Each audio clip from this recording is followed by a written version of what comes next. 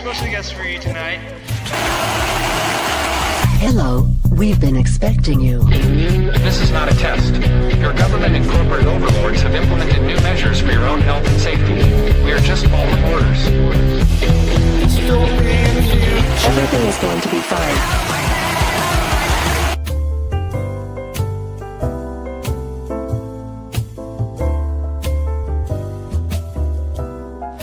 I'd like to introduce... Welcome, everyone, to It Is Knocked Conscious. I am a tech-tard, okay? The intro is still set up for If by Whiskey, so I apologize. This isn't a gotcha, I promise. So first of all, I can't explain to you why this gentleman is sitting across wherever digitally from me where we are. I can't even explain it. So, sir, Bryce Eddy, please. Hi, sir. We've never met, never spoken.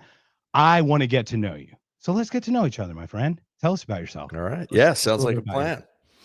Listen, I'm a longtime business guy, entrepreneur. I have several things I'm doing in my life. Once my youngest daughter asked me, I think she was maybe 9 at the time, Dad, what do I tell people you do for a living? And I just said, honey, just tell them I'm a many-layered onion. In addition to my business life, I'm a black belt in Brazilian Jiu-Jitsu.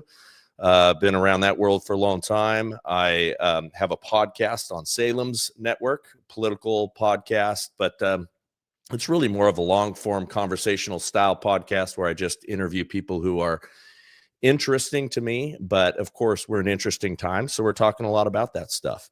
I was on Charlie Kirk's board at one of his 4 entities that make up the TP USA family, and obviously lost a dear friend in his murder. And so I'm talking about things like that. Of course, I am about to launch a cigar brand, and I've got a few other irons in the fire. Yeah, so life is good. I am blessed.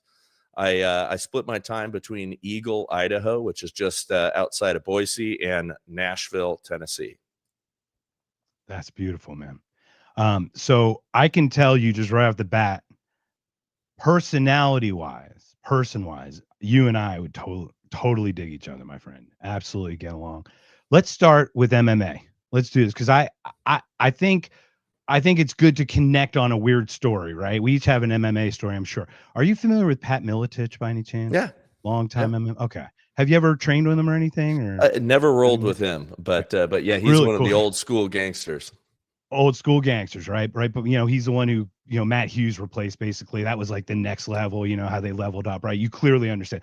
I saw UFC 1 in college on the pay-per-view. You know what I mean? We all chipped in money. It was the weirdest thing with the gis and the tournament, and all that stuff. So what's fun, I was at Freedom Fest. I was at this place called Freedom Fest, and I met these people, and it's in Vegas, and they're like, oh, we're doing something in Phoenix the next day, and that's where I'm at, which is literally, I'm stone's throw from TP USA Phoenix, from headquarters. No joke. I've even got a closer story than that, but I won't share that right now because it's a little personal. But anyway, so so I go to this thing in Phoenix, and Pat Miletich is there. Mm-hmm. So they're like, you better invite him over your house, man. He'll come over, he'll hang out with you, whatever. I'm like, Pat Miletich is gonna hang over my house. So he's like, you got to buy 10 steaks. And you got to make them antibiotic and all this shit. So I go to, and I don't know if you've ever been to Phoenix, because you probably have been with TP USA and stuff. Oh yeah, absolutely. Yeah, there's this place called Hobie. Yeah, there's this like local meat place called Hobie Meats, right? So I get up crack of ass, 6 a.m. I haul over there. I get like $400 of meat, right? And I'm like, Pat Miletich is coming over, and like 3 people show up. Now, Pat is one of them, so it totally worked out that way. But the most humble. What I mean? Like, I look at that discipline, when I saw the Machado black belt, I just know from your perspective, like, it's like the Joe Rogan. There's an internal discipline I feel everyone must have in order to be able to start working outward. If that makes sense, right? Yeah, I mean, I'd agree with that. I mean, what it is that it's so humbling over time. If you've trained for a long time, you know that somebody is going to be able to beat you. And you'll always meet somebody that is, better and more talented than you in that world. And there's a natural kind of pecking order that happens in jiu-jitsu schools, and everybody gets mellowed out. The guys that are jerks largely don't exist at those top levels, because that gets beaten out of them when they're young. And you end up becoming more of a humble, chill, kind of cool guy. Plus, you can operate at that like really intense high level. That makes you kind of mellow. It's like a marathon runner with a very low pulse. And so almost all the guys that are those old school fighters are humble, nice guys. There's very few of them, unless it's kind of base personality. Because there are people that don't really jive with people, don't really want, like sort of the autism guys that are absolute. That's us. That's my people. Yeah. Absolute masters, but they're not relational. But most of the guys are just chill and cool. I got to spend some time, shooting with Hoist Gracie a couple of years ago. Still have his number. The Hoist Gracie. Yeah. I rolled with him one time many, many years ago. Wow. But I got to go shooting with him at Terran Tactical, which, by the way, you mentioned Joe Rogan. Joe Rogan was a classmate of mine. Okay. And so we were on the mat together back in the day. And I actually, interestingly enough, was that at Eddie Bravo's place or no? That was Jean-Jacques Machado. It was Machado, Eddie Bravo, right? Yeah, Jean-Jacques. Yeah, Eddie Bravo was a Jean-Jacques Machado black belt. Eddie and I came up together. He was like a belt ahead of me. I helped him. And he beat a Gracie. Yeah, I helped him get ready for that fight against Hoyler that made him famous. Really? We all awesome. helped him, prepare for that, and we just had an awesome crew of guys. I mean, it was just an unbelievable time. Yeah, it was cool. Yeah, no, everybody's cool. So I'm just going to tell you, I don't know why you're sitting here, but your publishing company reached out to me completely unbeknownst. I have a thought of how that happened, but do you know how this happened? Why I was contacted to have a conversation? Because I don't. Okay, well, they do their job, and they get me on interesting people's shows, and I told you I got one role. I just want to talk to interesting people, and that's it. So let's get interesting. So I'm gonna okay. This is the one thing. I am authentic. Okay. I'm going to tell you I'm authentic. Do you have anything you'd like to talk about topic wise? And before we continue, absolute condolences to the loss of Charlie Kirk. My heart absolutely breaks. Thank you for that. So. A lot of us have broken hearts. It was a tough and terrible thing. Charlie was a very, very good man, did not deserve to be murdered. I've talked a lot about that in recent days, and we can touch on it. So Charlie, when he was assassinated, the world all of a sudden became, doubly, triply, 10 times more aware of him. And so a lot of people that had never consumed his content were totally unfamiliar with Charlie. All of a sudden, they're watching hours of his video. And then, once that sort of died down, then come the conspiracy theorist people and the people that for clicks are making up a tremendous not for clicks, amount. but I'm conspiracy theorist. Yeah. Well, I don't mind what we'll talk more. Yeah, we'll talk more. But please continue. Let me say this, because I think that there is a place for people to identify conspiracies, and there's a lot of conspiracies in the world. Most of them are right there in front of you, like the things that they've done to this country financially. What happened in 2008, the socializing of the losses that the banks and other people willingly walked into, where they just ripped us all off. There's things like that are obvious conspiracies out there, and I think we should call those things out. Then there's the people that traffic in nonsense for clicks and for views. Now, I love, dude. Look, Eddie Bravo, you mentioned him. Eddie Bravo, Joe Rogan. Eddie was Eddie is conspiracy fucking nut job, man. And Eddie was whole hog. He goes Eddie hog, was that way back in those days. Eddie has that's never the whole thing. changed. Planet X. It's named Planet X for the Nibiru 10th planet, planet, or whatever, right? Yeah, 10th planet or whatever, right? 10th planet was X. Yeah, no, that's who that guy was, right? And I love people. Look, talk about entertaining. Sit around, in a circle with a guy like that and hear these stories. And I mean, that stuff is fun. And there's guys that treat conspiracies like, it's a hobby, right? And have fun with that. I got no problem with those things. There are many, many things that we know our government did, or there's many, many things that other people did. There's networks of bad people out there. There's conspiracies and things that rip people off all the time. I get it. But there are people that took that sudden rise in the consciousness of Charlie, and then as that went down, they jump in with all kinds of nonsense and all kinds of wicked, evil nonsense in order to make themselves a lot of money, in order to get those views and those clicks and get eyeballs on their content. And I've called out Candace Owens super detailed this week. Yeah, let's do that. And once, this is the thing, I have a list of names. Like I have an anniversary weekend with my girlfriend in Austin this weekend. So it was awesome. It was amazing. However, I thought that your publishing company had delved a little more deeper into me. So when they said they were going to reschedule, I did not expect a rescheduling. I'm not going to lie. I'm not going to lie. Just trust me. Well, you'll understand only, but it's not going to go that way. It's just one of those, you'll see from my connections who I'm connected to and I'll pretty much talk to anybody. And I know that. And that's the thing. I absorbed your material on the flight. I downloaded it. So your Scott, is it Scott Jones? Is it Scott Jones? I watched your back-to-back. I watched your Sika Massaquoi. I watched your another one. I watched your tribute to Charlie Kirk. I watched it all. So I just took a list of names and everything. Now, thank you. Candace Owens, I have not met. So I will say 100%, I do not know her. I do not like the delivery method of Candace Owens. I do like the thoroughness of Candace Owens, and I do find that time has proven certain things correct. I honestly don't care why, if she's doing that to monetize, because I'll pick what I find great, like the information that actually makes sense, right? That smells right. Sure. So to your point, it's like, it should all be out there, but I do understand your caveat here of people who do rage bait, clickbait, but I could say the same for Cat Tard.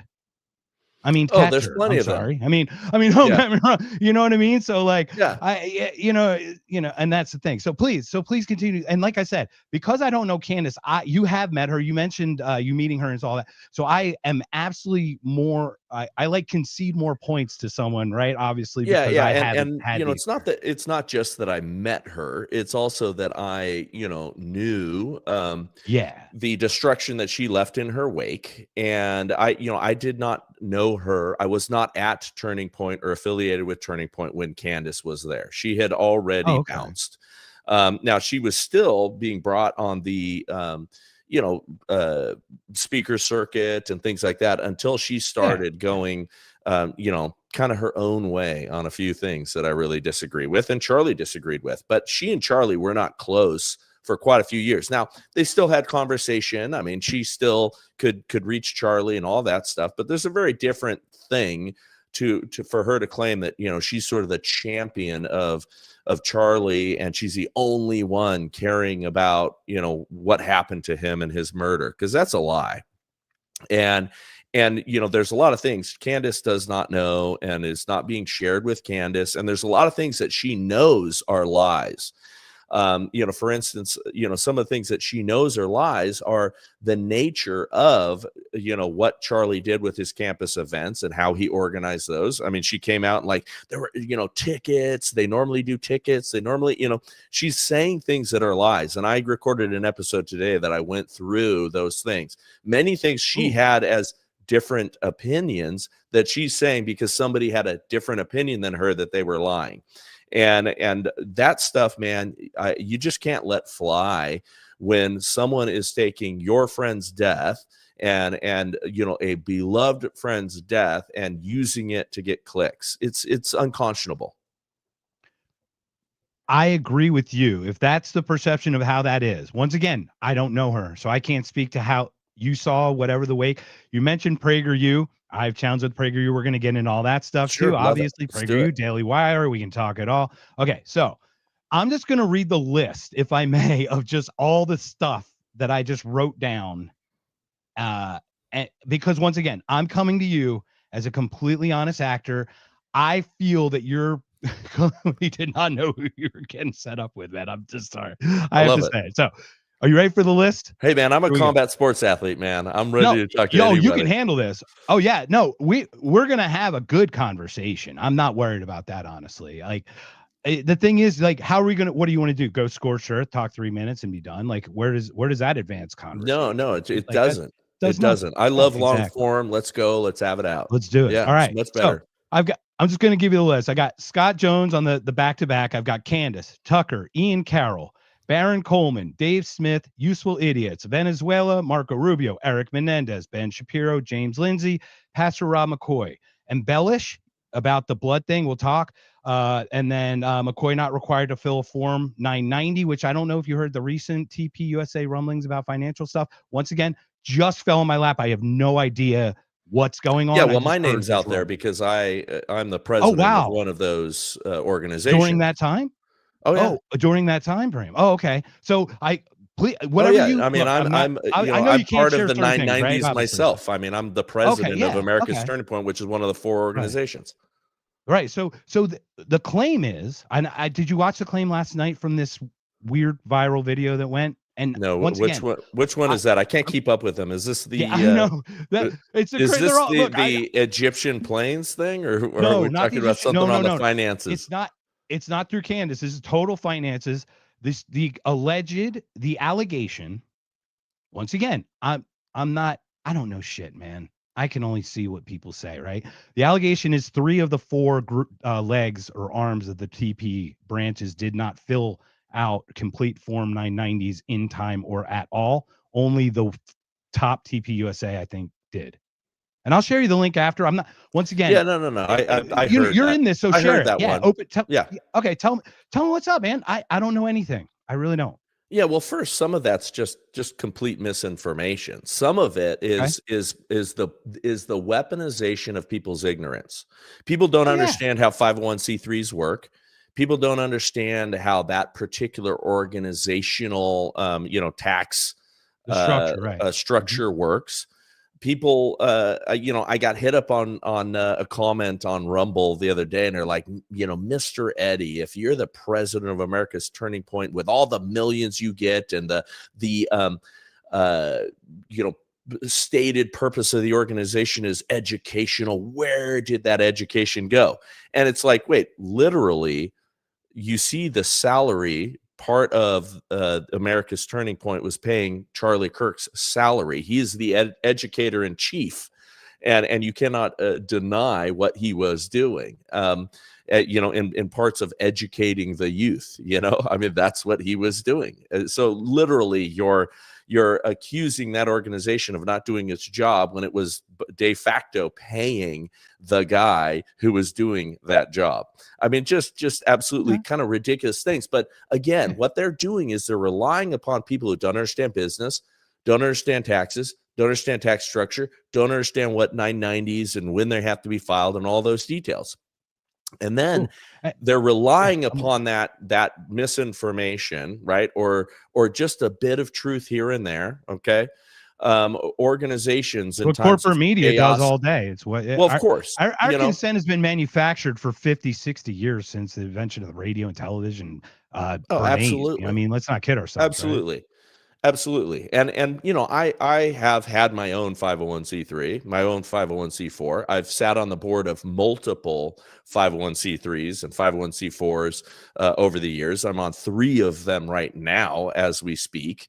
And they are, fairly high profile. And I am, board members on high stakes things and part of missions that are, beyond me in their scope and the things that are happening and the things that are going on in our world and necessary organizations performing great missions. And what is happening is these folks that are playing this game again for clicks are capitalizing on the stupidity of the average person when it comes to these things. Oh, wow, that sounds good. Ooh, there must have been strange financial dealings. That's why they killed Charlie Kirk. I mean, it's bizarre.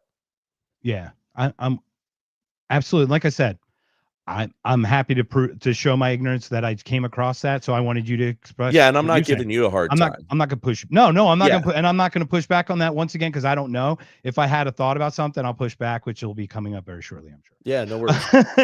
I love it. So may I ask, you weren't at the UVU event, I'm assuming. I was correct? not. I'm 4.5 hours away, and so I considered driving out there, for that event. And I was here at Charlie's event in Boise. I think it was on April 15th. I was here. I brought people. I was in the VIP controlled area. The security guys are friends of mine. Many of those guys. Right. I think you mentioned coming up in security and initially, right, with Charlie. That's how. That's how I originally met Charlie, and that's how I met even like the Prager organization and others. I'm doing it now for others, but I have a consulting group, and I've helped vet and pull in guys that need to, when Charlie started getting spit on in airports all of a sudden, the risk of political violence started rising. And I said 10 plus years ago, quite publicly, over and over again, that what's going to happen, because people started doing the words are violence thing. I'm sure you heard that. The left wing. I know all the words are violence, silence and violence, and words are violence, and I got it all. Yeah, when they started saying that, I knew that was the precursor to actual physical violence. Because when you say words are violence, then you can excuse your response of actual violence as self-defense, and that's what our political climate has come to is. You got to punch a Nazi. You got to take these fascists out, right? When what we're talking about is, political disagreements and positional disagreements. Most of us can identify the same problems. Almost all of us are okay. Homelessness is not a good idea, right? We'll identify. Hey, kids shouldn't be hungry. There's things that we'll all say, and then what we have is a very, very different political philosophy on the solutions. And that's weird. Like, I don't want to call it. I hate that. You just said it's a political philosophy, and what the fuck does politics have to do with humanity anymore? Well, hang on. With it, man, actually, let me explain. Right? Let me explain. But but you understand what I'm saying, right? I'm not attacking you, but you understand. No. But let me explain that to you, because politics, in its simplest definition, is just how we organize ourselves. Right. Okay. Right. And so you can't. Although we hate politics, you and I call it civilization. We can call it that, but it's more civilization than politics. But it's all. Yeah. But whatever it is, I mean, call it whatever you want. It's like how do we organize ourselves? Okay.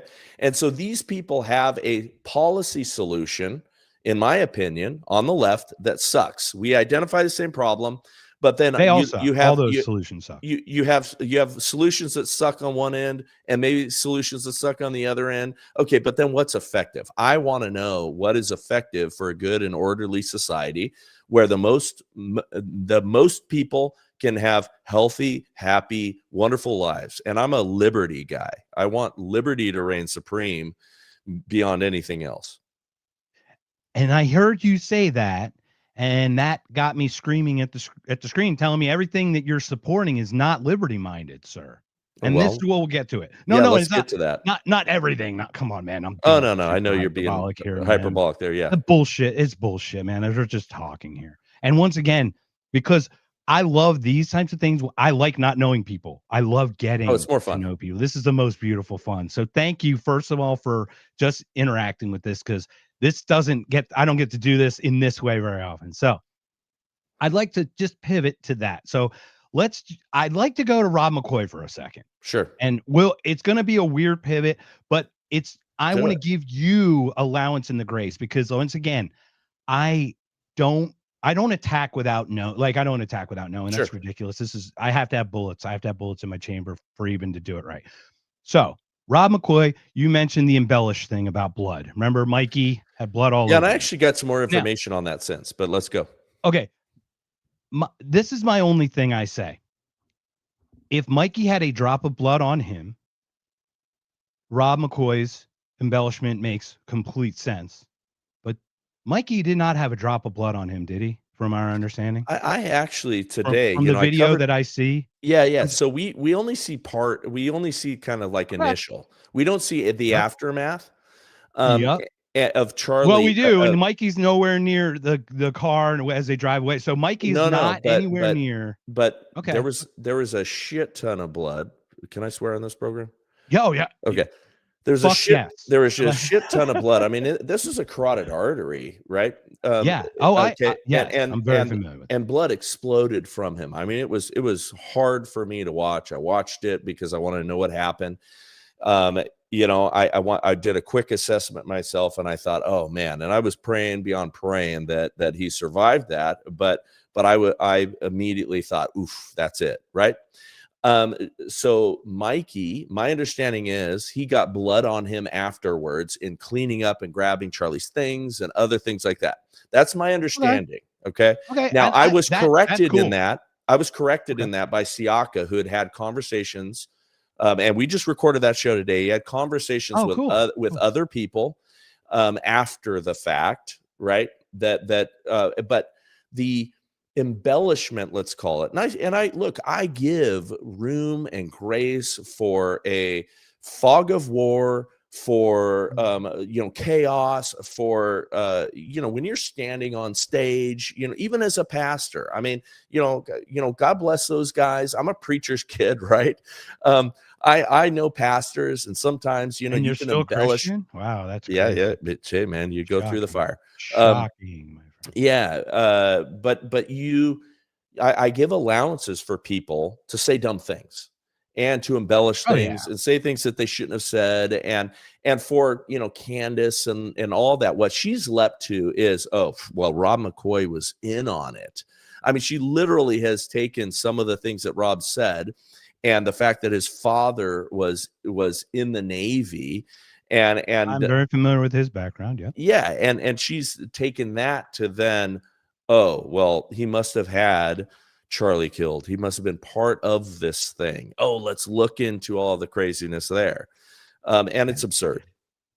Yeah. And I do. And I actually have issue with people who embellish, especially when they're world leaders, pastors, and things like that. Because I get it. I understand the sales pitch.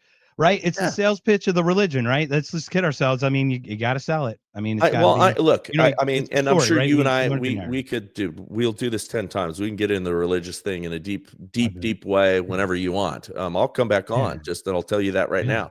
I would like to come on your show because I think you find my story as interesting. Let's do it. Let's do it. We'll make that happen. But seriously, no, yeah. But anyway, you had more with Rob.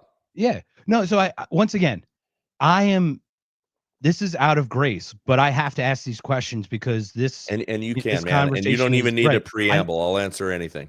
I understand that. It's just like I'm a little bit newer at this than I'd like to be. I didn't feel prepared for this, to be honest. I've been up for 4 nights trying to think how to do this.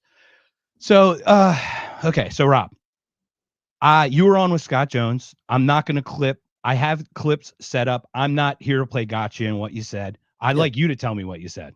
So talk about, we're going to talk. I talked to a guy. We've got obviously pedophilia and pederast. Is that correct? Those are the two we're talking about. Like a 17-year-old who's not 18 is obviously you're looking differently than a 3-year-old, a 5-year-old, whatever. Yeah, I'm talking. There's a different issue there. Right. Neither one is something that I would ever endorse in a million years. Right. Now, one thing I always said is like, me, and I think you would have done this, and I can't speak for you, but I think when I was in college, I met a 16-year-old who looked very overdeveloped. And when I approached her, I said, excuse me, how old are you? Because that's the first freaking question you ask, man. Oh, sure.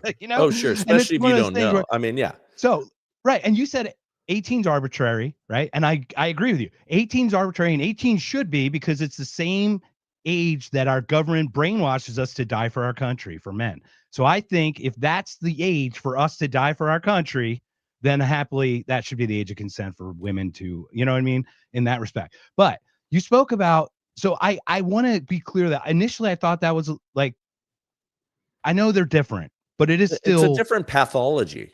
I think they're both a pathology. But it's still illegal per the social contracts. For sure. In like 30 states, I think 16's the age, just so you know. So I'm not. Well, this is and age hey, right if kind you're of stuff. gay, and in California, you can have a 14, I massive think, right? difference. Yeah, I mean, it's disgusting. You know, Oh, and I'll give you a worse one. Oh, good. no, I mean, that's Scott Wiener is the guy that put Yep. that in place. I mean, you know, which is disgusting.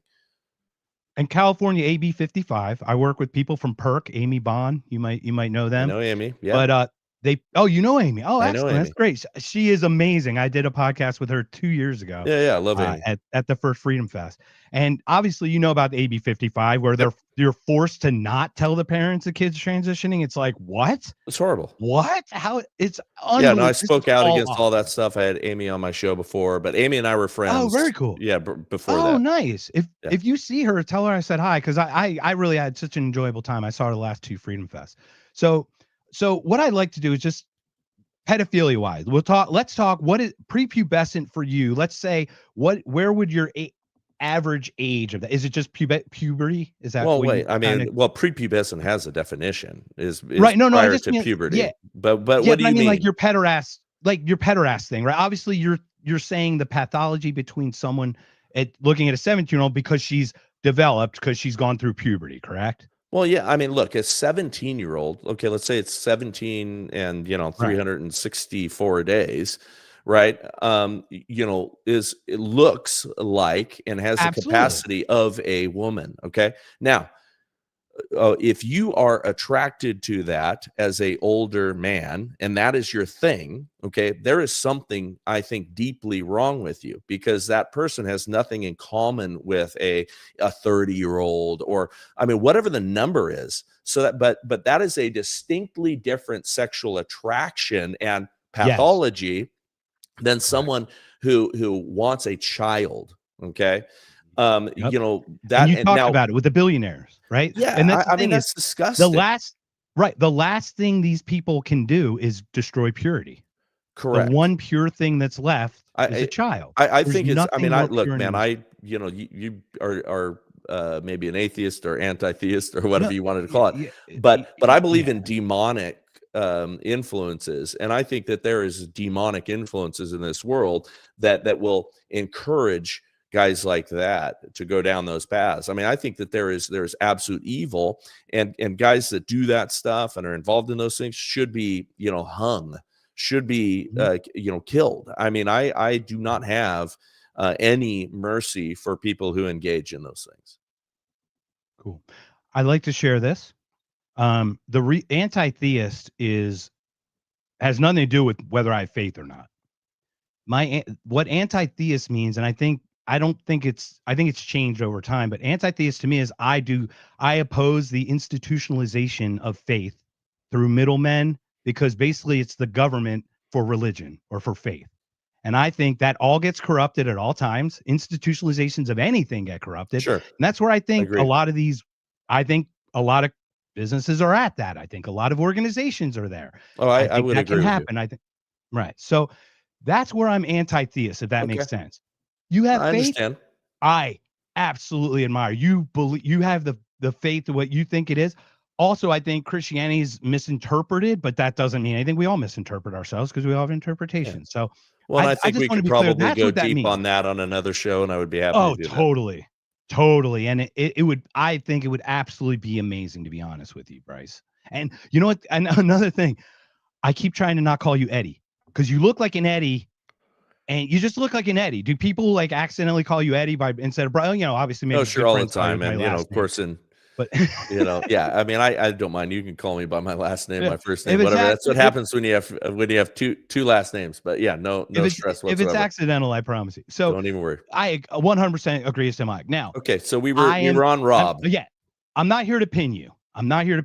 But Liberty Station came up a week ago. Sure. And Pastor Rob had Tom Simino on.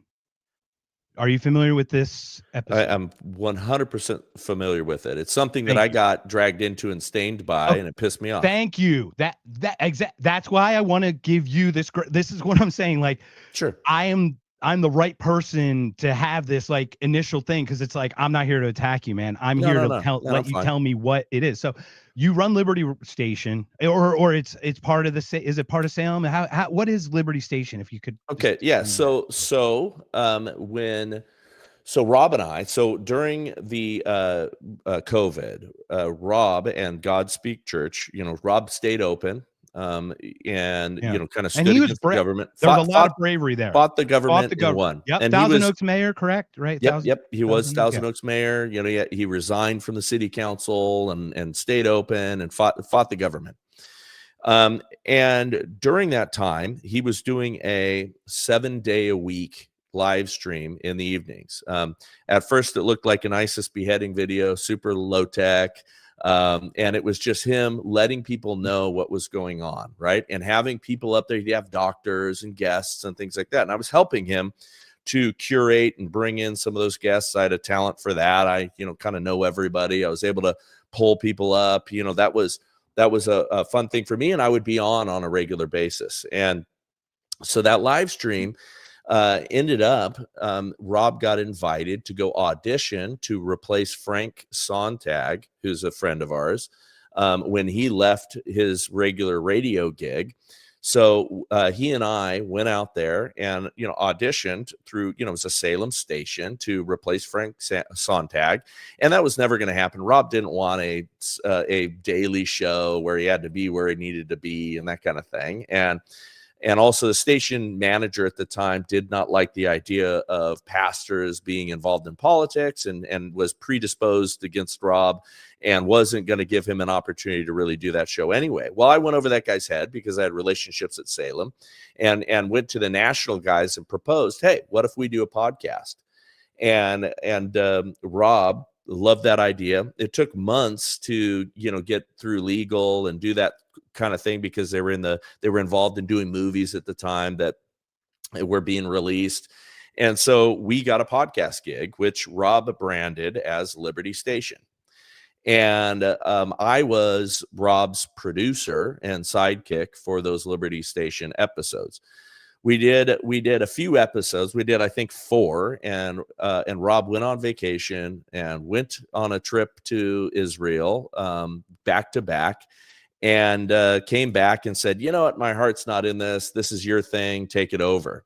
And so I ran it as Liberty Station, during that time, and then later on rebranded it, to the Bryce Eddy Show. Which as it started to do well, that would explain the confusion, man. Trying to find the stuff and how it changed. Just saying. Yeah. Okay, cool. Yeah. And so now I appreciate the so I was coloring in the lines. Yeah. So Tom Semino, but my limited knowledge of that is the same thing that everybody else knows. He had been a member of that church after serving, those years. He was married. He had an 8-year-old daughter at the time.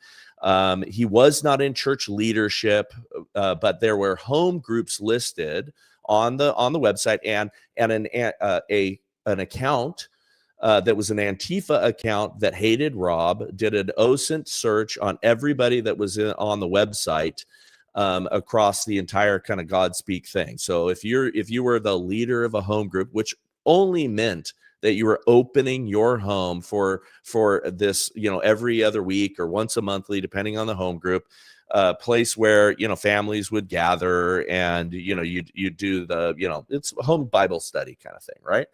And so Tom Semino, who to this day, I have still never, ever, ever met.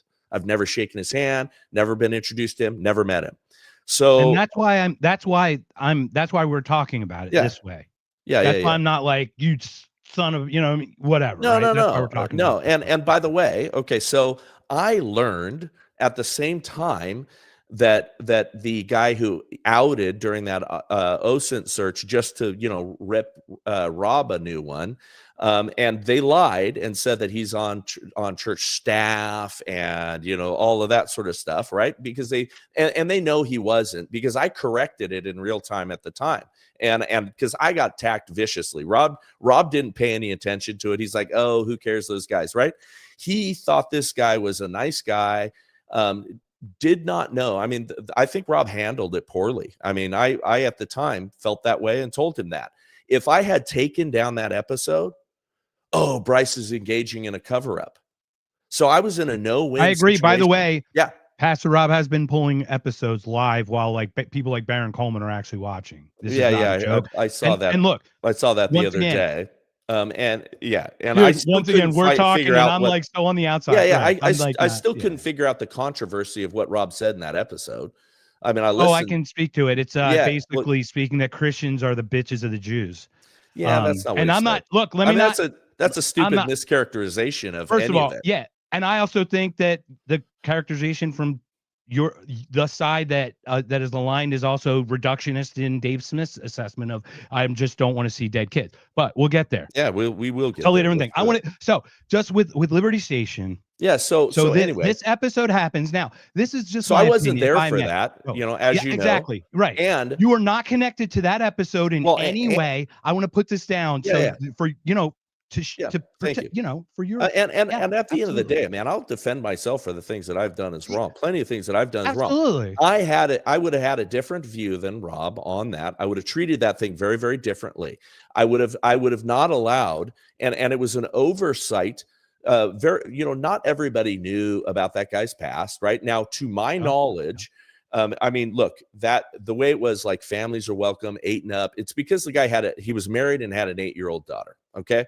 And really sad for that. The conviction was an 8-year-old girl. So it's kind of weird, right? Man, which is just odd, right? I feel totally unsettled by all of that. I mean, my view on those things, I do not believe in rehabilitation for those people. What I believe in is very stiff consequences. Okay. And I got a very harsh view of that. I do not believe that it is possible for you to have look, maybe it is. I'm not God. I cannot judge on this, but I do not believe that there is a shifting. If that is your sexual appetite, and if that's what you have done, that's a twisting of a sexual appetite that I don't know can be remedied. I don't know that can be changed in someone. So for life, let's say he has come to the faith, apologize, all those sort of things. The consequences forever is that you don't get to engage in normal things. I would have not allowed a home group. And by the way, I wanted you to say that. I know exactly that you would say that, because this is the thing. Has nothing to do with Christianity, faith, anything. There are redemption. You can redeem yourself, but anything with a child disqualifies you from certain things going forward. Correct. You can serve Christ in the kitchen. Okay. Correct. As far as, and I think that was there's other ways to do it. Right. I think that was a severe lack in judgment or oversight, because Rob didn't run everything. I'm not saying that even Rob was aware that there was a home group with that guy. I don't really know those facts. Oh, he did. Well, that's the thing, if I may. Well, this is the thing. This is where I think the mistake was. Why did Rob make this thing to address it, to defend it? He doesn't mention it, and 2 seconds later, a whole new story comes in. No, I was not. It would never been on the radar if he didn't do that podcast. I was not in favor of that, and that was not done at my behest, my advice. I want to be, and at that time, look, that studio was owned by him, that by the church, rather, but controlled by him. That was, I had I had the access to the studio. I by default became the person that used the studio more than anybody else, because we had that contractual obligation. I had to do 4 episodes a week. And that thing followed me and pissed me off every single day, because it didn't matter. There's a photo that they show of him in the foreground and me in the background at an event. Right. I still didn't know who he was. I'd never met him before. And they're like, here he is, buddies with this guy. Literally, this guy's 20 people apart from me. But the way that they show this, they freeze the video, and there's Bryce in the background with my sunglasses on, and there's this guy. Oh, here he is. And it was just to try to stain us as a church for staying open during COVID, and for our association with Trump and Charlie and all those sort of things. And it was losers that were doing that stuff. And it's still to this day. I mean, it's one of those things I just, let go. These guys are idiots. Right. But this is the thing, like the Liberty Station thing. I get it. Like I'll happily if you can connect with Rob, I'd be happy to talk with Rob. I'd be happy to talk with Tom. But the whole point is, I didn't want you to be implicated because you were. Yeah. Because during the podcast, he says Super Eddie, right? And he's speaking, he says Eddie Bryce been holding the fort down and all this stuff. And once again, this connected you in a way that it's not. Like, it's like, why am I'm not going to serve the sins of my person that I break bread with. Okay? No, and look, I love Rob. Rob makes errors in a judgment. People do all the time. Rob's not pro pedophilia or anything like that. I don't, but he should not have allowed Tom to not just be on that, because I just don't think it's wise, but also he allowed Tom to say things that if Rob had read the court transcripts and things, he might have looked at all that stuff a lot differently.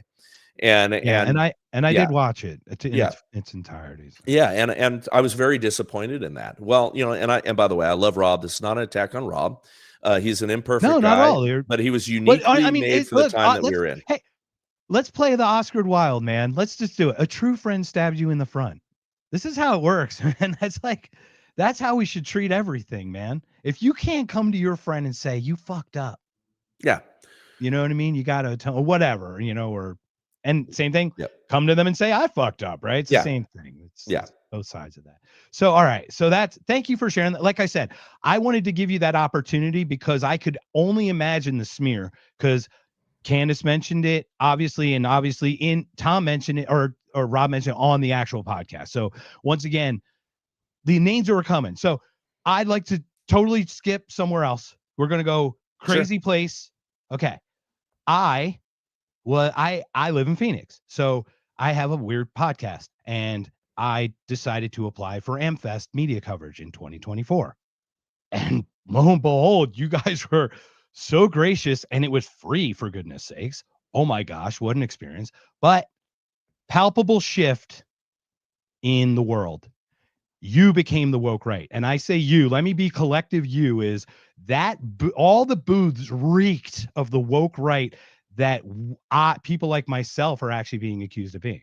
So I saw James Lindsay. You mentioned James Lindsay on a podcast. Yeah, he's a good friend. You're good friends with him. That's good. And I unfortunately found that I've had an interesting interaction with James, and afterward it got smoothed over, and then something happened on the other side again, and then when I saw him face to face, it was smoothed over again because let me play the clip. I was at Freedom Fest 2025.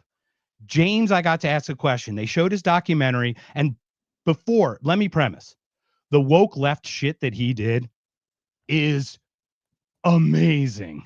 Amazing. So phenomenal. You're good friends with him. Before I send the clip, do you mind sharing your friendship first of all, and then that's probably the woke left stuff that you kind of got connected with him, right? Like how you befriended each other. I would. Yeah, assume. I mean, I followed him when he was doing those fake scientific papers back in the day and was going on Adam Carolla. I thought, who is this guy? This is amazing. I go, what an epic troll that they're doing on the scientific community. I knew this stuff was full of crap, and there you go. And so I was a longtime follower of him. He came to speak at the church, as an atheist at the time. Talking about what was going on with the communists and, the kind of shift in the world with the woke left and everything. And I mean, I met him then, and then, got to see him at, all the events and all the things. And, we ended up just kind of naturally hanging out. I told him he's a colossal nerd and I loved him. And we would have a blast, he's an awesome dude, and he proves to be right over and over again, and he will say what he needs to say at great cost on a regular basis, suffer greatly, and then it seems to come back around because he ends up being proven right more often than he is wrong. And I appreciate a guy who stands like that and will take great risks to say what he truly believes. And so yeah, so I admire that too, friends. but I admire that too. But when after the question, and I'll share it. But like I said, after the question, I found him not very authentic, because you talk about authenticity. I didn't get that after speaking, because I tried, I was obviously you'll see it. Let me play the clip. We'll just go from there. It'll be short, man. It's nothing too crazy.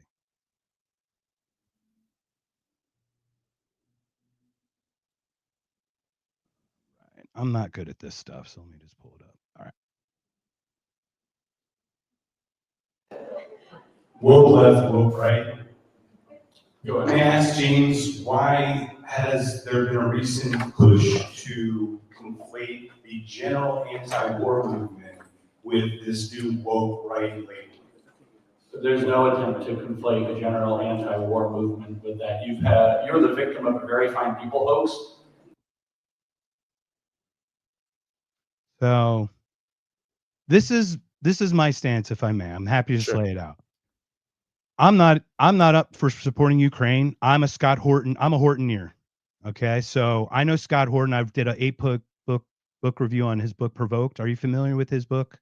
I'm not. I mean, I've heard Ukraine? of it, but I've not read it. Or Scott Horton did a 10.5-hour podcast with Lex Freeman. He's constantly on Piers Morgan, and he talks about influence of other people and everything. Okay, so this is where I'm saying James Lindsay goes woke left, woke right. He took a trip to Israel recently as well. But this is the thing. He and I are going to talk about it, I think, next week. Yeah. Oh, cool. Oh my gosh. I can't wait, because I have done 3 podcasts on the woke right. And I did one right after AmFest. And I said the MAGA crowd are becoming the woke right. Some of them are. And it is through Israel. And it is because any criticism of the nation state of Israel is conflated with anti-Semitism from a very strict group of people, right? A certain specific sect of people at all times. Would you agree with that assessment? No, not entirely. I think it's a little bit more subtle. Not entirely. Okay. Yeah. So I think there's people. Sure. Yeah. I mean, see, these things are complex. Okay. Here's how I talk about the woke left and the woke right. Okay. I mentioned earlier that I'm a liberty guy. I want us to be free. I want maximum liberty within the bounds of reason, right? Meaning that we have to have government structure. I'm not an anarchist. I'm not a pure libertarian. I understand the arguments, but I don't think that they, really hold water. But I think that I want to have maximum liberty and freedom. I don't want to have kicked out the woke left to have some right-wing version of it using the same Marxist tactics to get there. I don't want those guys to be in charge either. I want the smallest form of government to reign supreme. The individual, self-government, family, smallest form of government, and then on up into community and city and state and federal government, right? Subsidiarity is what you're going to talk about, and I totally understand that 100%. Yeah. So what you have now are people, and this exists inside MAGA and outside MAGA. This exists on the people who are pro-Israel, and they exist on the people who are anti-Israel, where they want to now control us. They want to put in, whether it's a theocracy or some kind of other institutional or state control of things based upon what they deem right-wing principles. I don't want that to exist. I don't want to have thrown out one to surrender to the other. I want us to have as much liberty as possible. Does that make sense in that simplest form? It does, and unfortunately, and I hope we do talk about this further, but you say that and everything not everything, this is so hyperbolic, stupid. Things you support spit in the face of liberty, man. Okay, and well, I'll tell you, the order, the law and order, the National Guard going in thinking you need law and order in these cities. This is my opinion, if I may. I'm going to lay it back from like a pattern perspective. I voted Republican since 1992. That was the first time I could vote. I voted for Bush, the first Bush. Same here, by the way. Oh, cool, man. We're probably almost the same. I was born 74. I'm 74.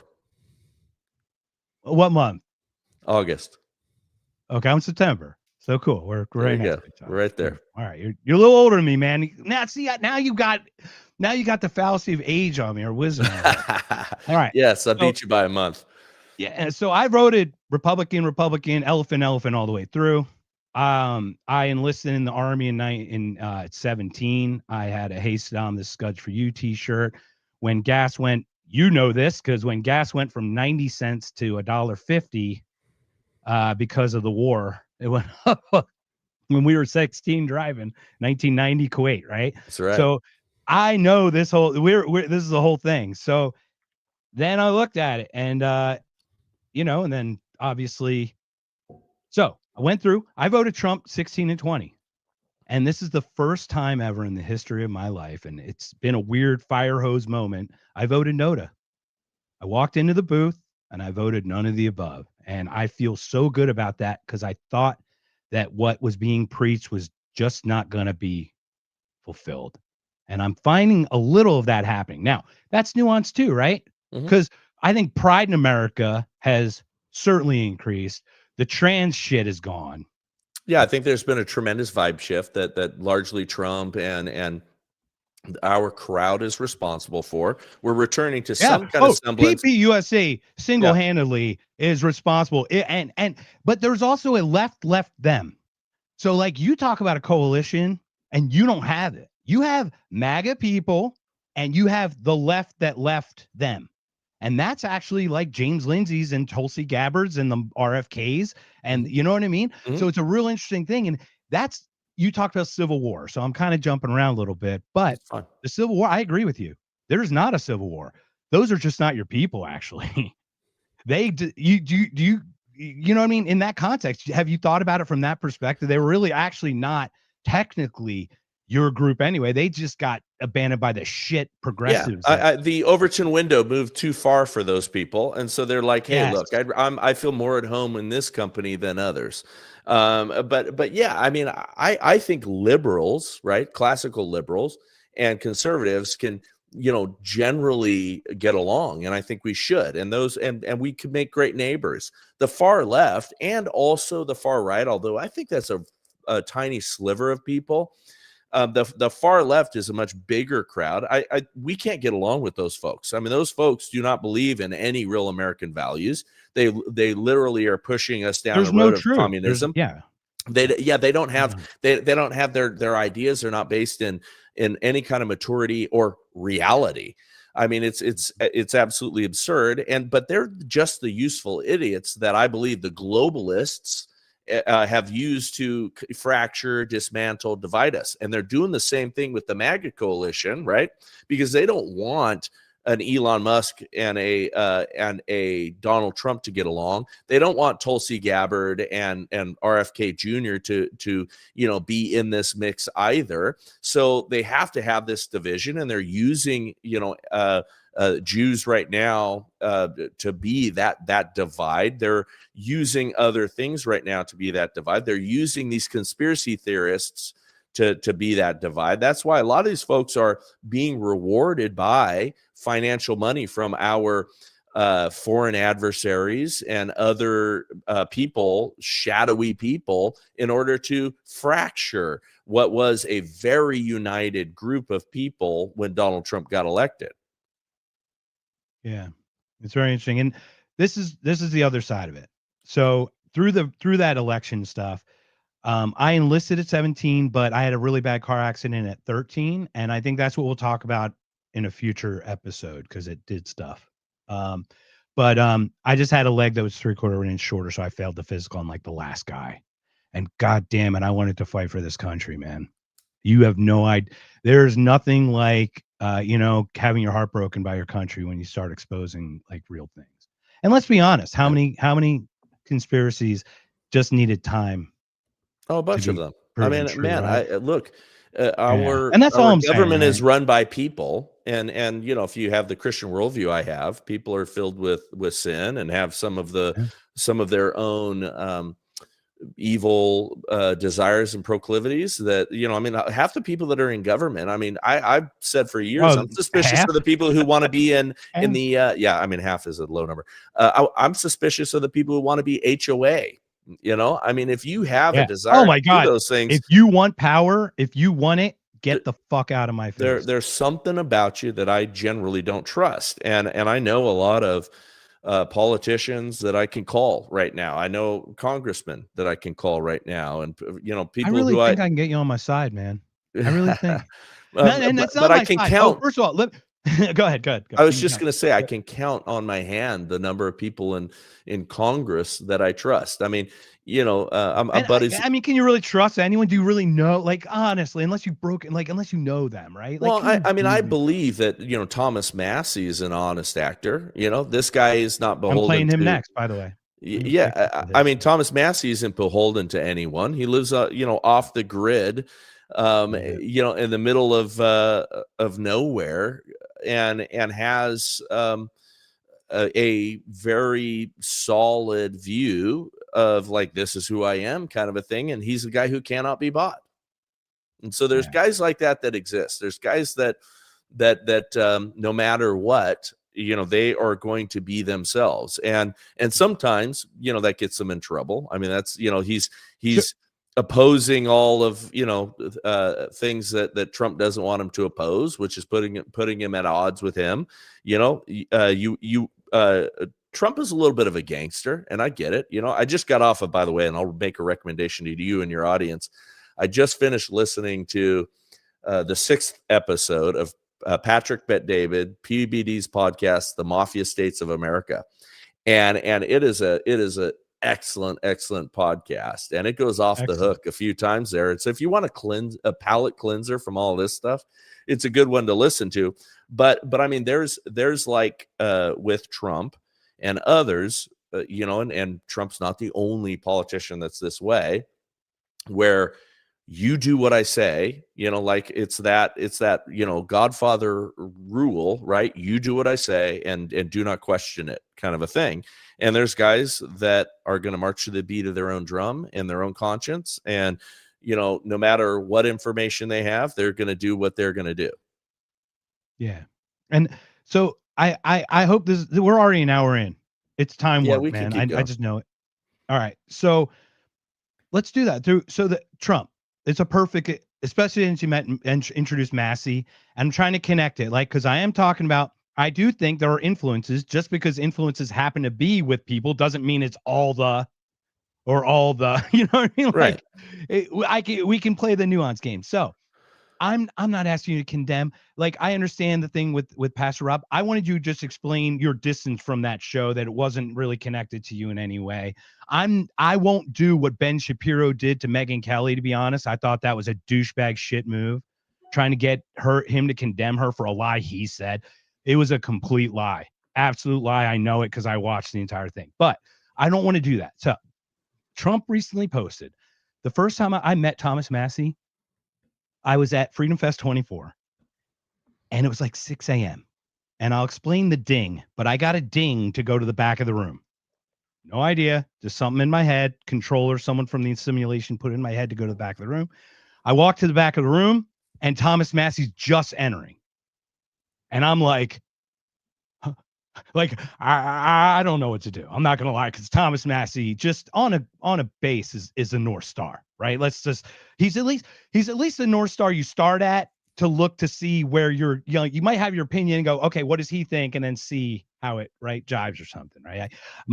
I bounce a lot of ideas through his perspective. So I walk up to him, and the first thing I say, Rhonda had just passed two weeks before or something. First thing I said, sir, I'm condolences for your wife. He looked at me, and to your point, man, you want to talk authentic. He looked at me and said, I cried all night in the hotel room, so I wouldn't cry today. It's like, and he still went to this thing for people, for liberty, right? It was for the message. And yeah, I can't imagine that strength, right? So at that event, he's in front of Debt Badge. Are you familiar with the Debt Badge people? Mm-mm. Oh, so there's this thing called Debt Badge. And yeah. I'm sorry. Yeah, I heard that differently than you said it. Yeah. Yeah. Anyway, Thomas Massey carries one around on him. Yes. Basically, we just crested 38 trillion in debt. So, all right. So here's the Thomas Massey clip that I was fortunate to have at Freedom Fest 24. And I just like your thoughts on it. Once again, the assessment for me, I do think that there is a deeply infiltrated group of people in our country. And I think it's the continuation of government. To your point, you said it's not just Mossad. You're right. It's not just Mossad. They're all in it. The continuation of government is a lower level. Yeah. I mean, I believe in the evil of the bureaucracy. I believe in the deep state. Yeah. That exists. I mean, I'll tell you how it exists. I mean, it's why I'm against term limits, by the way. Term limits. Term limits could make it worse. Term limits would make it worse, and this is sort of a controversial opinion that I have that goes in the face of some of the traditional conservative talking points. but I remember, I'm good buddies with Madison Cawthorn. He comes out here and visits me, and he, Okay. came to my daughter's Excuse wedding. me. Before I overspeak, is that the gentleman in the wheelchair? Is Yes. that correct? Yeah. Okay. Thank you. Yes. And he was the one who got pulled into the weird stuff, and then he exposed the weird stuff, which is what got him in trouble with the weird stuff, right? It's kind of like the guy who exposes it is a guy who goes to jail, right? Or whatever. Yeah, he got outed and kicked out because he was saying that, hey, they have weird sexual parties and different things, and I've been invited to these things, and he did it on my other buddy John Lovell's podcast. Who spent 4 days staying at my house a couple of years ago, and cool. John and I are friends. Warrior Poet Society, shout out to him, he's an amazing guy. But Madison exposes some of that stuff on his podcast, and then Kevin McCarthy and everybody primary him. They redistrict just to get him out of power. Because he exposed the dark kind of underbelly of those people that he calls the district of criminals. That's been Madison's thing. And so I remember having this conversation with him because of stuff that he told me, and he and I debated because he was still kind of a term limits guy. And I said, Madison, you told me what it's like when you come in as a freshman congressman, and what it's like every year. The staffers run things, and those staffers jump from congressional office to congressional office, and they are there forever. And those people just bounce around, and permanent Washington and the deep state really do run things, and they tell those guys how to vote. And most of those guys are not going to be reading those briefs beyond like, well, I guess we're doing this. And there's very few kind of seasoned power individuals, but everybody else just does what they're told. And most of what they're told is by the bureaucrats that are there forever. And so if you create term limits, you never have an opportunity to really, gain power or control. Now, my solution to that would be break up DC. Do not have the federal government concentrated in DC. Have them wherever. I mean, have the Department of Agriculture outside of DC. Have those departments be where in the country those things exist. I like that. It would break up the lobbyists. It wouldn't have that. I'll go further and just say it should all just go away. Well, we just need to reduce it all. But yeah, well, I'm a proponent of that. Yeah. Well, I mean, we're not obviously we can always talk COVID, but basically the needs of Lincoln, Nebraska in COVID are not the needs of New York City during COVID. Like there's just two different things. So what does a guy in New York, what does a guy sitting in New York or sitting in DC, understand? I mean, that's why we have the Electoral College. Right. Because the Electoral College allowed people who have interest in those states to have at least somewhat of a voice. Otherwise, just the population centers around the country would decide everything for everybody else. And those folks, they don't know what they're talking about. They don't know what the needs of farmers are. And so we've done the same thing by concentrating everything in DC, and we need to break up the cabal. Yeah, 100%. I'm with you. I mean, it's just like I said, it's so interesting how we could watch something and be like, last night, I'll be honest, I'm worked up going, how are we going to talk? Because like I'm passionate. Fire hose for me, sir. Like I said, I'm a grade A neocon. And I'll say this is the thing. Let's take one of each side, right? I'll criticize Chuck Schumer, to your point. Chuck Schumer did not vote for the big, beautiful bill. He got 6 people who have no political aspirations down the road, or not for 4 or 6 years, or they're retiring to vote. So but he orchestrated it. He clearly gave them the green light to vote, right? But he can say, I didn't vote for it, right? That's the bullshit. I stood on principle. Right. Yeah. And the other side is Tim Burchett. And I'm going to call out Tim Burchett because I spoke with gentleman Brent Freeman, who's in Tennessee. And Tim Burchett made that bullshit unanimous consent vote on the Epstein thing, because the unanimous consent vote is for unanimous consent on things that are not controversial. So the second one it destroyed it. So he can blame the Democrats for shutting it down. And that's just utter bullshit to me.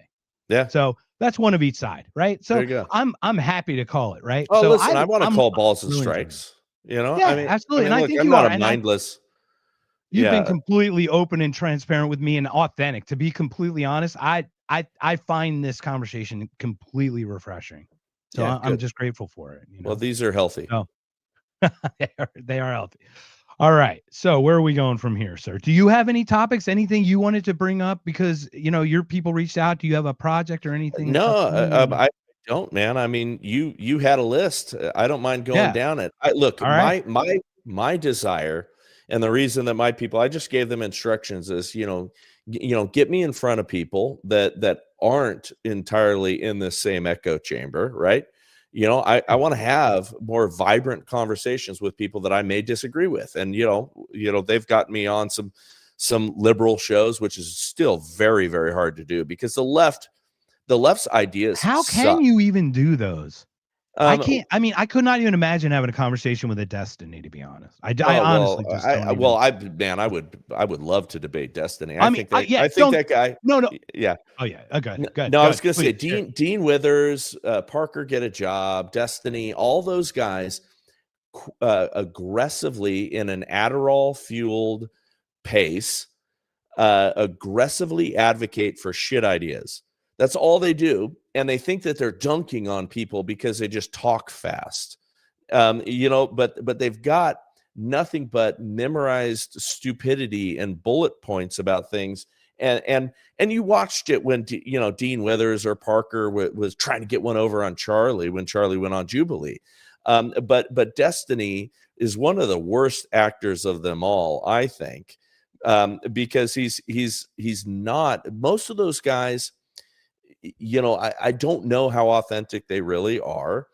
But they only just aggressively advocate for their position, so it's like the faster I talk, the more volume I bring, the more I just, point at you and call you an idiot, the better my point is going to be.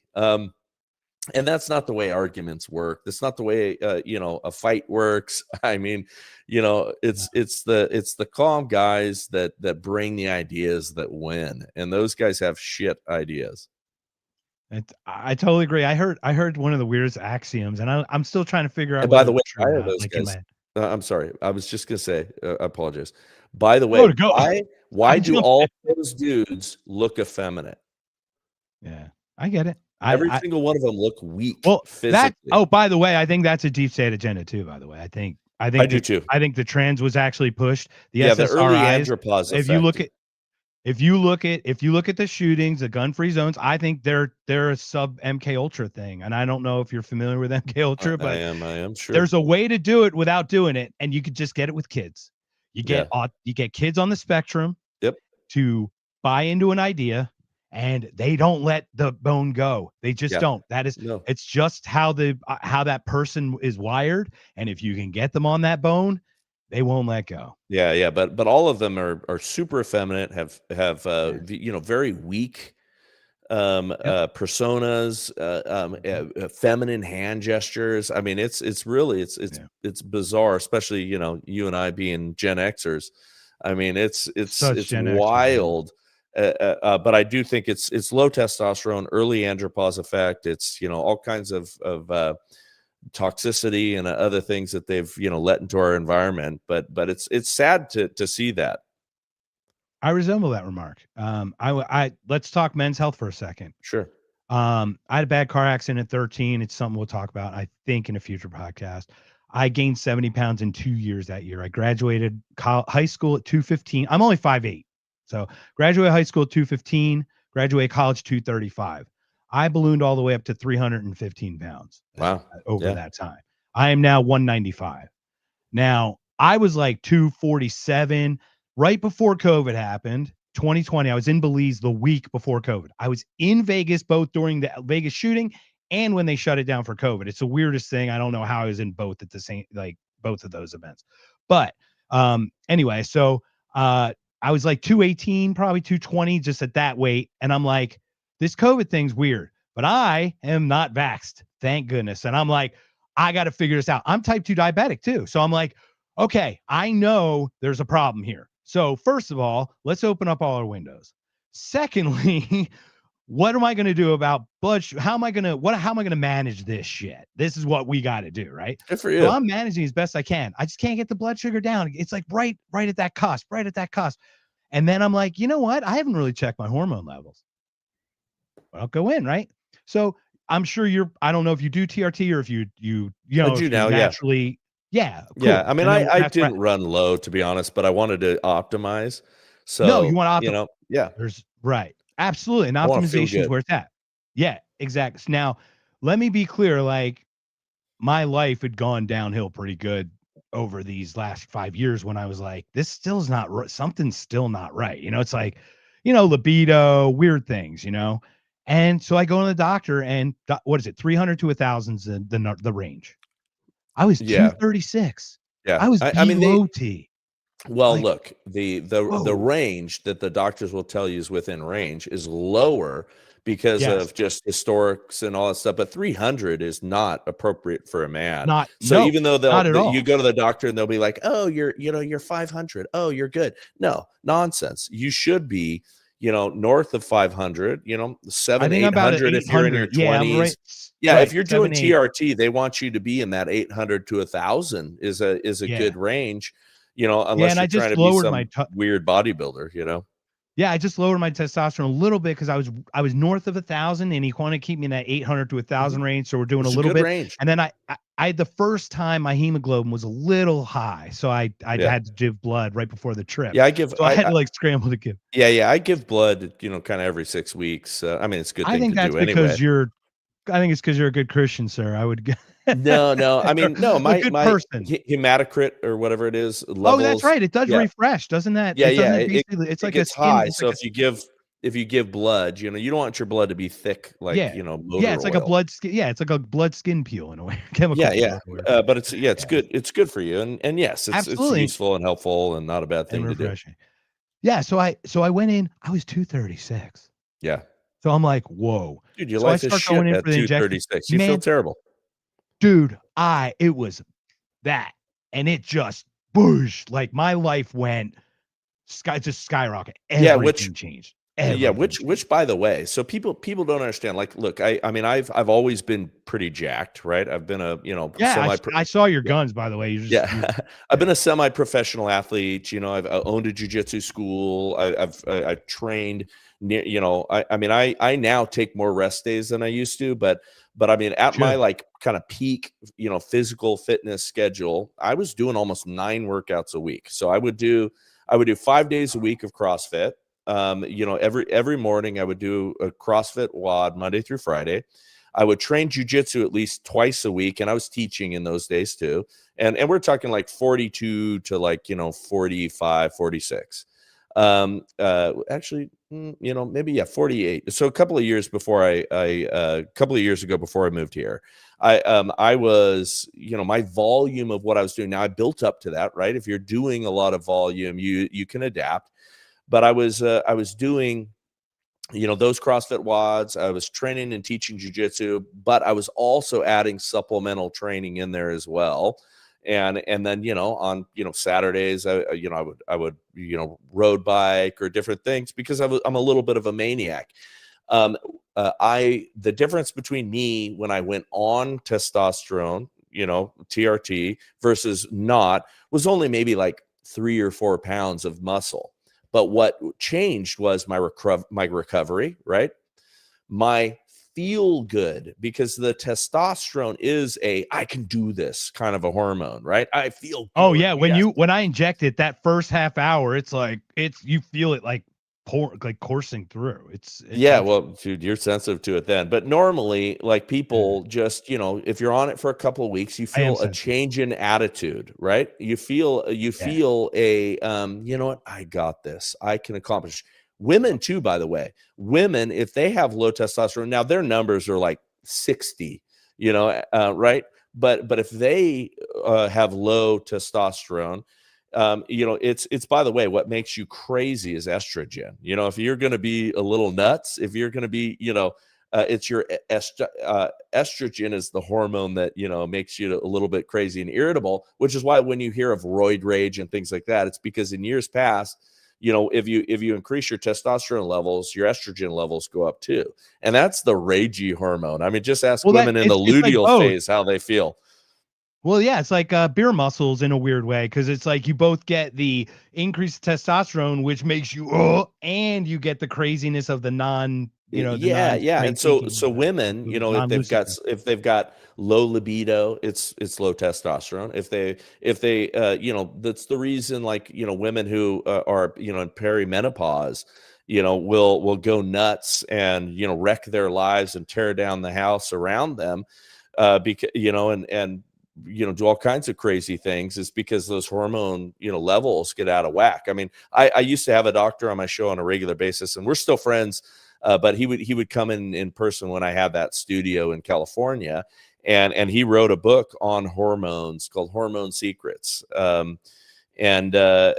Robert Yoho, I think was his name, if I'm remembering correctly. But he would talk about women coming into his plastic surgery office, because that's what he did. He was a plastic surgeon, and he started noticing that these women were coming in and just their lives were upended, and they were wanting these radical cosmetic surgery. And he started going, hey, why don't we just test you on your hormones?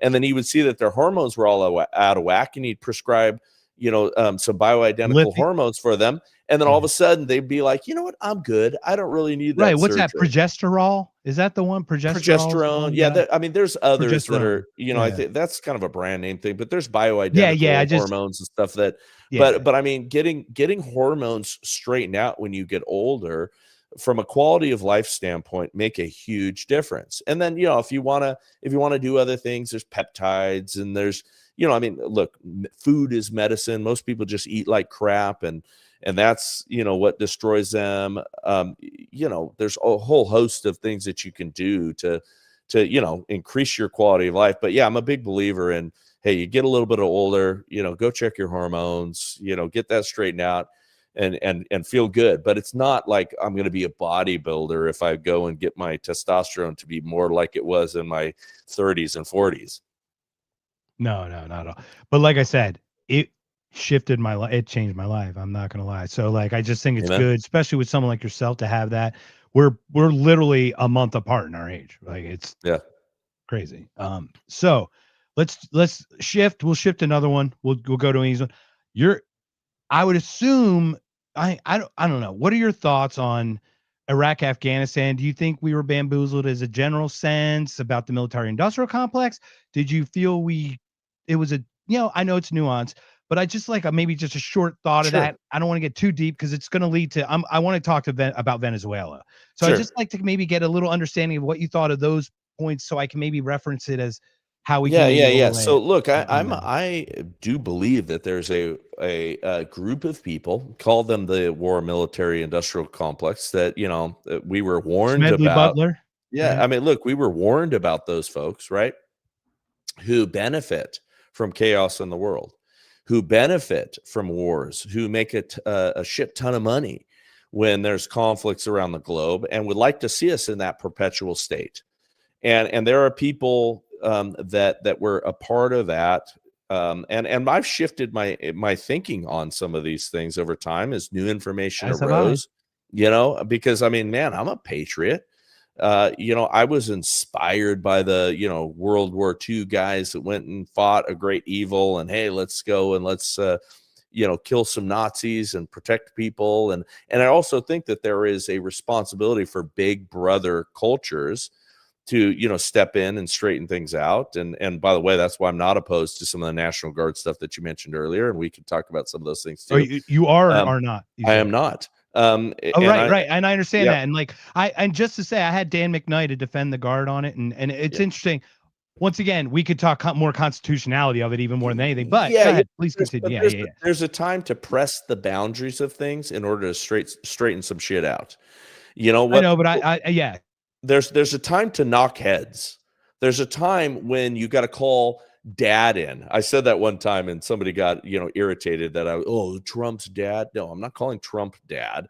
I'm saying that sometimes you need somebody to come in with and exert an extra level of authority to straighten out failed things.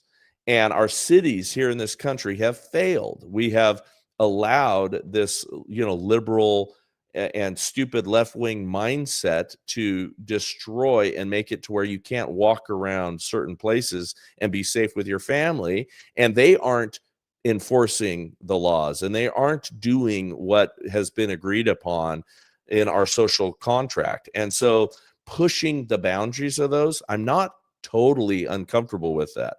And that would, that's going to make some people nuts. But Iraq, what happened in Iraq and Afghanistan and some of those places was a travesty, but it was a travesty based upon a thinking that is corrupt. And by that, I mean, we do not share the same worldview as Islam. We do not share the same worldview. They don't hate us for our freedom. It's just not a true statement. Not just that. I mean, China, and we can't enforce our democracy on them. To your point, it doesn't work. They don't want to. Remember the idea. Like the idea. Right. Both. The failed idea is that people, if you just gave them democracy and gave them freedom, they're going to know what to do with it. We are we're a Judeo, Christian, I think that was Greco-Roman. Those four legs of that stool is what has created the most prosperity. That's why when you got a Nick Fuentes preaching white supremacy and some of those guys that I'm not fans of that are talking along the lines of it's about the white race. No, it's about Western culture. I'm a Western supremacist. And Western culture was built upon the legs of that stool. And that's why we were the most prosperous nation that has ever existed, and also the most free nation that's ever existed. We got our problems, but we're still the place that everybody can come and live the best life possible. The things that are not possible in things that are outside of Western culture. And it is that informed, again, that four-legged stool, Judeo, Christian, Greco-Roman. That is what informed Western philosophy. So I'm going to push back on you for two of those legs, which Sure. is fine, because I like you, man. This is not good. No, I like you. I think that it's like we're so aligned. You know what it is? This is it. Like if we were to sing I seek harmony. Okay. Sure. Like a singer guy. If you're going to sing the same note, it's got to be the exact same note. But if you're going to sing a harmony, it's got to be a harmony. You ever hear that note that's just one off and it just sounds dissonant? It's discordant. That's like where we are, but we're not off. Like, you know what I mean? We're off by I'm with you. I love the musical references. I've got professional violinists as daughters. Beautiful. I'm a singer-ish. I wouldn't. I sing too. Maybe we can do a duet sometime. I'd love to do it. I'd love to do it. It'll be fun. We'll do some karaoke, man. Come out to Phoenix when you're out here. We'll do a karaoke show. Right. I'm actually going to be in Phoenix this weekend, but I'm at an event. Are you serious? Yeah, I'm at an event. Man, I don't know that I'll have any free time, but we'll exchange numbers. If you have an hour, I'll come to you, man. I'm not joking. We might do that. We'll exchange contact we'll info talk after this. Yeah. So on that vein, I know we got a little sidetracked here. This show should be called Tangents, by the way. That's okay. But all right, you were talking about you were setting me up. We were talking pushing back on Judeo-Christian. Here it is. Judeo-Christian. You're pushing back. My apologies. Now I'm going to say this, and I'm going to follow it up with just some I'm going to be as authentic as I can with you, sir. Sure. So, Judeo-Christian was an initial term created in the 1800s for a Jewish person who converted to Christianity. It has been propagandized in the 1930s to help with our nationalism in America. From my understanding, that's my take on it from the research I've done. Now, nationalism, I would agree with you, is not a bad thing or anything to a certain extent. I think you made a point that nationalism keeps from imperialism for globalism, which I agree, except for if the country's a freaking imperialist country, like the one that we are. I'm just putting that out there. Now, well, listen. Okay, well, to that point, look, good. I'll hit what you said. Yeah, so please. First, no, I love this. So thank you. Yeah. So first, I'm a colonist and I'm a conqueror. Okay, and I don't think that is. Because you're an alpha man. You are a masculine man too. First of all, that is who you are. That is I don't think that that's altogether wrong. We civilized the earth. Okay. And that was our job, and that is messy business. So for the people who you think that's our job, the founding fathers' job was to civilize not the the earth? founding fathers. No, Okay, so I'm who? talking. Let's talk about the God, right? Let's talk Oh, about us okay. being good Oh, stewards of the earth. oh, I wasn't. Okay. Yeah, okay, I was just talking about the. Okay, yes, yes. No, no, Okay, I'm yeah. talking broader than that. Okay. Yeah, let's go broad. I Yeah, think let's go our through. job Yeah. is to be good stewards of the earth, which we were given a task and given a job here on this earth by the Almighty God, I believe.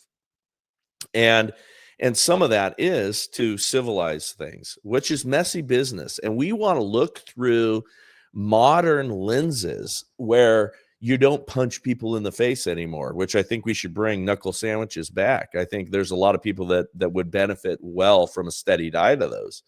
I think there's a lot of things that could be straightened out, even on social media and things like that, if you could have direct confrontations with people. I think duels and things like that should come back because people run their mouth way too much without consequence and are able to do things like what they've done to Charlie and trafficking for clicks in his death and things like that. They're just despicable. It's because nobody's punching people in the face anymore. Now people talk about punching a Nazi and all that sort of stuff, but that's the left-wing, idiots that have no strength and that's all online kind of stuff. And they're just a collective mob. That I completely disagree with, right? But we cannot forget there's been so much of a perversion in our culture with what's been going on in regards to the Crusades or the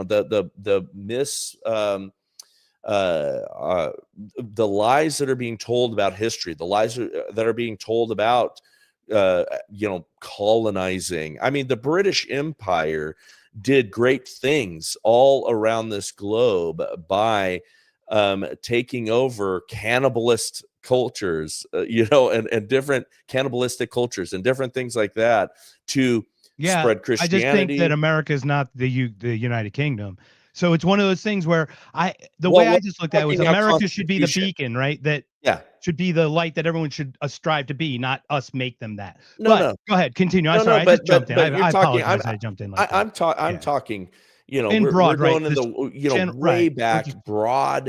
And so so people who are wanting to apologize for Christopher Columbus and things like that. I think it's absurd, and I don't think you're not going to get that, man. Let's be honest. Running water, sanitation, that's a beautiful fucking thing, man. It is a good thing, and I think we should celebrate those things and not be back on our back feet apologizing for the things that we've done at every turn, which is what they want us to do. And I'm just not opposed to that. I'm opposed to that. I'm not in favor of being on an endless apology tour for past sins. I think it's absurd. But the second 100. thing you said was about the Judeo-Christian thing, and that bothers me a little bit because I want you to, and I know it would, and I knew that would. Yeah, I agree with you that some of those terms get propagandized, but also there's factual basis for what God gave to the Jews as commands. Just even washing your hands and different things that God said to set them apart, that became the basis of a lot of what we did as cultures, cannot be ignored. And that was the Judeo part of the Judeo-Christian experience. And so I don't think that that's altogether wrong. And that's how I mean it. Right. There is still a foundational basis in Judaism for our laws. Jethro, Moses's father-in-law, gave us the representative republic as a model. He gave us that hierarchical government. There's things like that you cannot escape, that people want to escape because they're like, well, come on, separate the Judaism from the Christianity. You can't totally. That informs so much of what our founding fathers did in forming this government. Right. I would never do that, first of all. And to your point, that is an excellent, I love exactly how you explain that. You're not weaponizing the term. No. Many people are weaponizing that term as I'll call out Dinesh D'Souza directly. I've been trying to get in a debate with him since intelligent design, but we won't get into all that. That's only 15 or 20 years ago, right? But no, the way you explain that, I'm I'm in agreement with that. You're getting me to nod my head with that, right? So yeah, there are obviously foundations upon which things grow and through civilization. I think it's slightly different in the way than you interpret it, but guess what? I think we're actually saying the same things in different ways. I really do. And I'm really appreciating and that's why these conversations are important because yes, 100%. we're going to have some disagreements on some things, but we're probably closer together than we are further apart. We are. So this is the second part of this that I want to share with you. My history is a little different. My father was born in 1940 in Hamburg. My mother was born in 1944 in a town called Horndorf, which is about 60 to 70 miles from Dresden. My grandfather was a Nazi soldier in aircraft. When the war was lost, Russia got half of Germany. They got my mom's half with my grandfather. So, you know how they get you through youth? Mm-hmm. So they had a Stalin, one of those, what was, I forget the Stalin group, but it was some camp, little fucking, the brownies for Stalin, for my mom, whatever that is. So my mom comes up with her friend. She's got to be like 7 years old. This pamphlet, oh, Papa, gotta go. He tears it up in front of the kid. The kid reports him to the father, right? And they escape East Germany in 1953. Man, I don't know how it's crazy, the story that it is. I did a podcast on it. I am so blessed to be here. My dad walked hand in hand with his family from Hamburg to Berlin, lost a child from malnutrition. My grandmother just had no more to give. Wow. After the war, he was a Nazi member because he was a civilian engineer. He made sewers and streetlights. Oh yeah. I mean, look, blacklisted for 5 years, right? yeah, That's I mean, good. look, there was tons of people that joined the Yeah. Nazi Party because Oh, that's yeah, what you did yeah. then, and Yeah, that's what it was right. about. And there's plenty of people that didn't commit war crimes in that, but were Right. proud German people that were a part of these Mhm. things and had no knowledge of some of the stuff that went on. Yeah. Very different than the SS that were committing atrocities, Yeah. or And Hitler's my inner grandfather circle. was part of that. Yeah, My grandfather may have been part of in that yeah, one. my grandfather was a little bit younger, but my grandfather and my grandmother were German as well, and came here, and I don't know all of their history as well as I would have liked to. I wasn't as interested in it as the time, and so I feel like I missed out on asking a lot of those questions. But no, I mean, man, it's and by the way, I do want to have you on and have you tell the story. So after we end the live here, I'll get all your direct contact info. But Thank you. but I've got time. I've got 4 more minutes, let's call it. But I got time for one more thing you want to pin me on, and then we should do this again. This was fun. Let's not pin you on it. So no, I mean that look, I'm a combat sports athlete. Let's go. Hit me with something. Let's do it. So this is my experience, and you're going to attribute it to God, and I'm only going to share it with you because I'm trying to figure out what happened. We're going to talk in the future, but I quit this podcast 2 weeks ago. My last co-host, he's having a baby. Love it. So happy for him. He's having a baby in like less than a month. He's having a baby girl. Already has a name. I'm so excited. Jason, you get it. He did the intro, by the way. That was his intro. It was awesome. So first of all, so he was great. So let me just think. So I lost that. I asked the universe, your God, what your God is, I guess, whatever. I just said, am I making an impact? I've been doing this 5 years, 250 podcasts, 500 hours content, talk to some actual real people, some important people. And so I go through this and I go, is it worthy? And the first email I get is a guy who I actually went to his house for 4 hours and he didn't remember me. He sent me an email completely like a stranger. Like he did not remember me. And I was like, oh my God, I have no fucking, I literally, let me put it this way. I almost disconnected everything, sold all my equipment, was ready to sharpen the razor blades and load the magazine, if you know what I mean. Like metaphorically, of course. Yeah. Okay. So I made peace. I literally like made peace that I was quitting. Your email comes in, followed by another email. I now have 10 podcasts and I literally, because I asked. And what it was a surrender. It was like this weird, like you talk about surrendering to Christ, Amen. I would assume in that weird way. I think we talk the same thing. We just talk different language. And I just wanted to share that with you. And I just love your thoughts on like how that surrender was for you. If you could in that like last few minutes, because I didn't get that little story about how you surrendered. Yeah. So, I mean, well, look, I told you I was a preacher's kid, right? So, Yeah. you know, and I came to the faith by, you know, being a preacher's kid and having that sour, right? You know, and having that frustration. And at some point you make those decisions. I intellectually, you know, could understand, and I believe the arguments, you know, that support my faith, but that's very different than making it your own and you know, being a committed believer. And I'm, you know, super imperfect. I got all kinds of problems. I got all kinds of things that are terrible about me, but you're human? Yeah, but I do believe in Jesus Christ. I do believe that he is my Lord and Savior and the God of the Bible. And I think that there's nothing else that makes the same amount of sense. I'm not uptight in the way that when people say I threw it out to the universe and all that stuff. You know, I see that as, you know, the understanding that we have a creator. A lot of people, I think, come by those terms and things like that sincerely because a lot of folks have been hurt by Christianity or hurt by Christians. I should be more specific.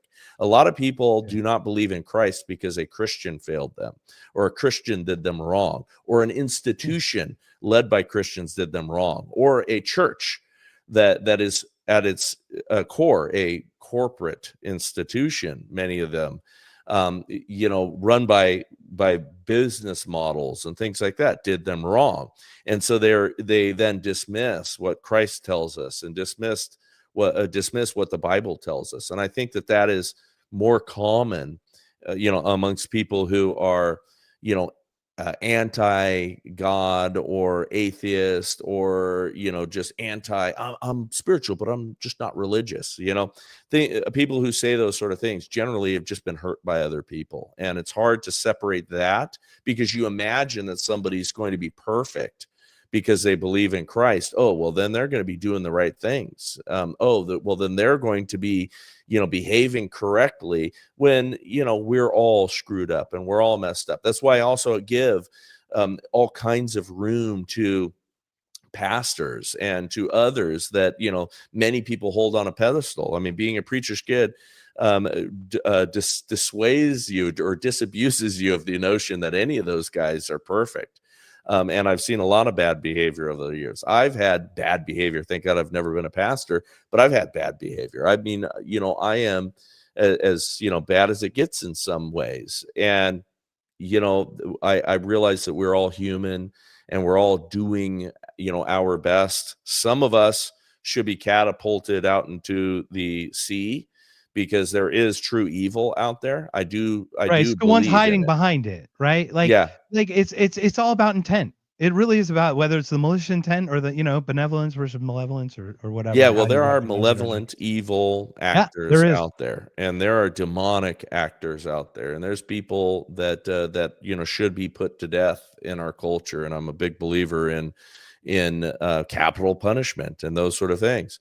But I also believe that, you know, it takes the sons of bitches, the hard men, to put things back to order. And that's why when people are very uncomfortable with things like you mentioned before, the deployment of the National Guard into failed cities where failed policies have destroyed them and people are not safe, or where our open borders have allowed criminals to walk free. And I'm not in favor of all the propaganda that goes about, and people are engaging that. Even on our side, they're misunderstanding what ICE is doing, and they're hearing stories, and they're taking these narratives that, oh, they're just ripping, you know, poor, you know, babies out of the arms of people and deporting them and all that stuff. There's so much propaganda and so much nonsense out there.